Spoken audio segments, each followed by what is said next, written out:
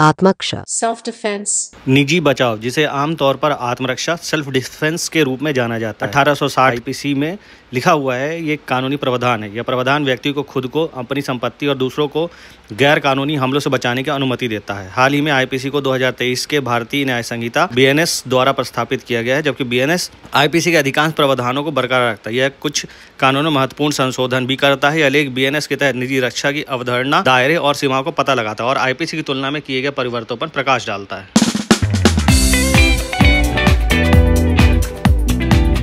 आत्मरक्षा, जब लोगों पर हमला किया जाता है या उन्हें गंभीर खतरा महसूस होता है तो वे स्वयं की रक्षा करने का अधिकार रखते हैं। इसे आत्मरक्षा कहा जाता है। निजी बचाव एक मौलिक कानून सिद्धांत है जो किसी व्यक्ति को खुद को, अपनी संपत्ति को या दूसरे को किसी भी गैर कानूनी आक्रमण से बचाने का अधिकार देता है, जिसके लिए वह ऐसी शक्ति का उपयोग कर सकता है जो आवश्यक और अनुपातक हो, या एक अंतर्निहित अधिकार है जो व्यक्ति को असंख्य खतरों या हमलों, चाहे वह किसी व्यक्ति या जानवर द्वारा हो, का उचित बल के साथ उत्तर देने में सक्षम बनाता है। यह अधिकार उसके शरीर की सुरक्षा तक ही सीमित नहीं है, बल्कि उसके परिवार और संभवतः किसी आपराधिक हमले के मामलों में, यहाँ तक कि उसके बीमाकर्ता तक भी फैला हुआ है। मृत्यु या गंभीर शारीरिक क्षति के वास्तविक भय का कारण बनने वाली गैर कानूनी हिंसा से खुद को, किसी अन्य को बचाने या कानून द्वारा बाध्य किसी दायित्व के निष्पादन में शक्ति का उपयोग करना कोई अपराध नहीं है, बशर्ते कि आवश्यकता से अधिक कोई बड़ा नुकसान न किया जाए। भारतीय संविधान में आत्मरक्षा का अधिकार। आत्मरक्षा के कानून का पालन प्रारंभिक मानव विकास में किया जा सकता है, जिसमें प्रत्येक व्यक्ति के पास अपने जीवन और संपत्ति की रक्षा करने का विकल्प सुरक्षित था।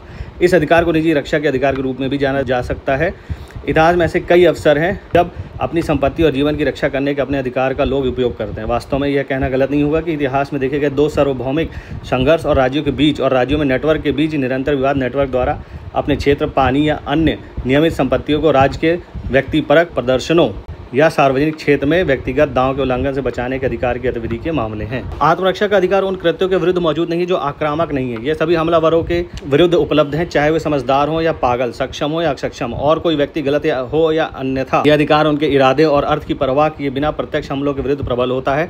यह तब भी मौजूद है जब निर्दोष व्यक्ति को नुकसान पहुंचाया जाता है, उनके जीवन या अंग को खतरा होता है और व्यक्ति की रक्षा के लिए कोई अन्य विकल्प नहीं होता। परीक्षण यह है कि क्या आत्मरक्षा के लिए तत्काल आवश्यकता है और इसके अलावा क्या प्रतिवादी के लिए उसे विशेष कार्रवाई का अपनाना तत्काल आवश्यक था या नहीं। भारत में संपत्ति के विरुद्ध आत्मरक्षा कानून। सेक्शन 38 बीएनएस के अकॉर्डिंग यदि मृत्यु का तत्काल खतरा हो, बलात्कार या अपहरण करने या वासना को संतुष्ट करने या किसी व्यक्ति को गलत तरीके से संबंध बनाने का इरादा हो, या यदि डकैती, घर में सेंधमारी, आग या चोरी या शरारत या संपत्ति पर अतिक्रमण हो जिसके परिणाम स्वरूप मृत्यु की आशंका हो, तो स्वैच्छिक मृत्यु का कारण सुरक्षित है। जस्सा सिंह बनाम हरियाणा राज्य के मामले में सर्वोच्च न्यायालय ने माना कि स्वैच्छिक मृत्यु का कारण बनने का अधिकार केवल घरों में अतिक्रमण तक ही सीमित है, न कि बिना निवासियों वाली खुली भूमि तक। धारा 39 और 42 में कहा गया है कि स्वैच्छिक मृत्यु का कारण बनना तब तक सुरक्षित नहीं होगा जब तक कि धारा 39 और 42 के सभी प्रावधान मौजूद न हो। आत्मरक्षा का अधिकार न केवल व्यक्ति को अपने शरीर तक सीमित है, बल्कि दूसरे के व्यक्ति और संपत्ति की सुरक्षा तक भी है। सर्वोच्च न्यायालय ने भारतीय दंड संहिता आईपीसी के प्रावधानों की व्याख्या की है। 7 मार्च 2019 को दिए गए एक फैसले में न्यायमूर्ति AM सप्रे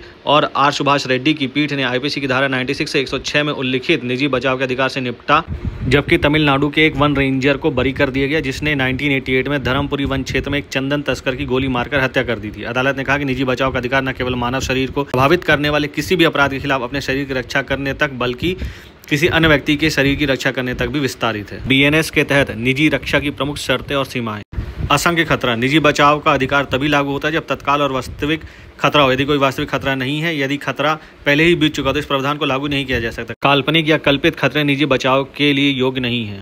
बल का अनुपातिक उपयोग। आत्मरक्षा में इस्तेमाल किए जाने वाला बल खतरे के स्तर के अनुरूप होना चाहिए। यदि कोई व्यक्ति खतरे को बेअसर करने के लिए आवश्यक से अधिक बल का उपयोग करता है तो उसे कानूनी परिणामों का सामना करना पड़ सकता है। उचित निर्णय। निजी बचाव में की गई कार्रवाइयों में समान परिस्थितियों में एक उचित व्यक्ति के निर्णय को प्रतिबिंबित करना चाहिए। यह सुनिश्चित करता है कि प्रतिक्रियाएं तार्किक, न्योचित और तर्क पर आधारित हों। प्रतिशोध का कोई अधिकार नहीं। निजी बचाव का अधिकार शक्ति से एक सुरक्षात्मक उपाय है, बदला लेने का औचित्य नहीं।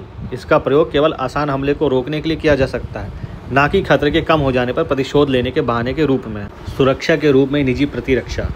बीएनएस की धारा 34 में कहा गया है कि कोई भी कार्य अपराध नहीं है जो निजी प्रतिरक्षा के अधिकार के प्रयोग में किया जाता है, जबकि धारा 35 में कहा गया है कि प्रत्येक व्यक्ति को अपने शरीर और किसी अन्य व्यक्ति के शरीर की रक्षा करने का अधिकार है। किसी भी ऐसे अपराध के विरुद्ध जो मानव शरीर, संपत्ति, चाहे वह चल हो या अचल हो, उसकी या किसी अन्य व्यक्ति को किसी भी ऐसे कार्य के विरुद्ध जो चोरी, डकैती, शरारत या आपराधिक अतिचार की परिभाषा के अंतर्गत आने वाला अपराध है, या जो चोरी, डकैती, शरारत या आपराधिक अतिचार करने का प्रयास है। इसका मतलब यह है कि किसी भी व्यक्ति को अपने जीवन या संपत्ति या किसी अन्य के खिलाफ आत्मरक्षा के कार्य द्वारा किए गए किसी भी नुकसान के लिए दोषी नहीं ठहराया जा सकता।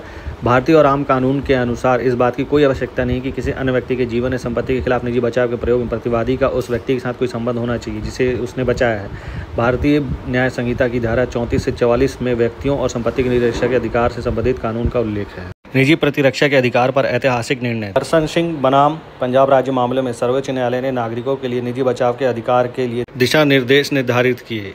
इन्होंने कहा कि किसी व्यक्ति से अपेक्षा नहीं की जा सकती कि वह जीवन के लिए असंख्य खतरों का सामना करते समय कायरतापूर्ण तरीके से कार्य करेगा और उसे आत्मरक्षा में हमलावर को मारने का पूरा अधिकार है। न्यायमूर्ति दलवीर भंडारी और अशोक कुमार गांगुली की पीठ ने एक व्यक्ति को हत्या के आरोप से बरी करते हुए कहा कि आईपीसी की धारा 96 से 106 के लागू करते समय विधानमंडल का स्पष्ट रूप से नागरिकों के बीच आत्मरक्षा का भावना को जगाने और प्रोत्साहित करने का इरादा था जब वे गंभीर खतरे का सामना करते हैं। James Martin versus state of Kerala 2003। न्यायालय ने इस बात पर जोर दिया कि निजी बचाव के अधिकार का उचित तरीके से प्रयोग किया गया था या नहीं, यह निर्धारित करते समय कई कारकों का मूल्यांकन किया जाना चाहिए। इसमें अभियुक्त को लगी चोटें, उनकी सुरक्षा के लिए खतरा, उनके द्वारा पहुंचाई गई चोटें और जिस संदर्भ में घटनाएं घटी शामिल है। न्यायालय ने स्वीकार किया कि असंख्य खतरों का सामना करने वाले किसी व्यक्ति से प्रतिक्रिया करने के लिए आवश्यक बल के स्तर की सटीक गणना करने की अपेक्षा करना अवास्तविक है। ऐसी स्थितियों का आकलन संकट के क्षणों में प्राकृतिक मानवीय प्रतिक्रियाओं और व्यवहार का ध्यान रखना चाहिए। कंक्लूजन, निष्कर्ष। बीएनएस 2023 में उल्लिखित निजी रक्षा व्यक्तियों और उनकी संपत्ति के लिए गैर कानूनी आक्रमण के खिलाफ एक महत्वपूर्ण सुरक्षा के रूप में कार्य करती है, खासकर उन स्थितियों में जहां कानून प्रवर्तन अनुपलब्ध है या पहुंच से बाहर है। कानूनी प्रावधान व्यक्ति के आत्म संरक्षण के अधिकार और समाज में व्यवस्था बनाए रखने की व्यापक आवश्यकता के बीच संतुलन बनाता है। इस अवधारणा को समझना हर व्यक्ति के लिए आवश्यक है क्योंकि यह सुनिश्चित करता है कि आत्मरक्षा जिम्मेदारी से की जाए, न्याय कायम रहे और कानून का शासन कायम रहे। परीक्षण व्यक्तियों के लिए उपयुक्त आत्मरक्षा के साथ साथ किसी शक्ति का उपयोग करके किसी तरह खुद से बचाने का तरीके को भी प्रबंधित करता है। सुरक्षा में इस्तेमाल की जाने वाली शक्ति न केवल हमले से बचने के लिए आवश्यक होनी चाहिए बल्कि समझदार भी होनी चाहिए, यानी नुकसान पहुंचाए जाने वाले नुकसान के अनुपात में मानक को नकारात्मक संरचना में सबसे अच्छी तरह से व्यक्त किया जाता है। शक्ति इतनी हद तक नहीं होनी चाहिए कि एक समझदार व्यक्ति इसे जोखिम के संबंध में गड़बड़ के रूप में देखे। यह नहीं चुना गया है कि विशेष मामला व्यक्ति के खिलाफ अपराधों के सामान्य कानून से बहिष्कार पेश करने के लिए काम करता है या नहीं। आत्मरक्षा के दावे वास्तव में समान है और जिन परिस्थितियों में कोई व्यक्ति खुद को बचा सकता है और जिस शक्ति का उपयोग करने की उन्हें अनुमति है उसके बारे में दिशा निर्देश भ्रमित हो सकते हैं।